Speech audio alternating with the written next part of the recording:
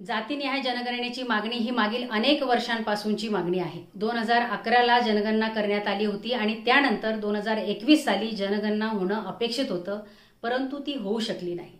आज केंद्र सरकारने जातीनिहाय जनगणनेचा निर्णय घेतलाय, तो स्वागतार्ह आहेच, परंतु तो निर्णय केवळ बिहार राज्याच्या निवडणुका डोळ्यासमोर ठेवून घेतलेला राजकीय लाभाचा निर्णय ठरू नये एवढीच एक अपेक्षा सगळ्यांची यामध्ये आहे।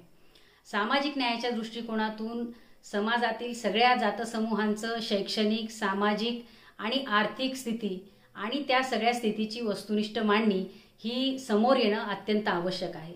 या आधारावरच भविष्यामध्ये या सगळ्या समाज घटकांना न्याय देण्यासाठी, त्यांच्या हक्क आणि अधिकारांसाठी चांगल्या धोरणात्मक निर्णयांची अंमलबजावणी ही भविष्यामध्ये करता येऊ शकते।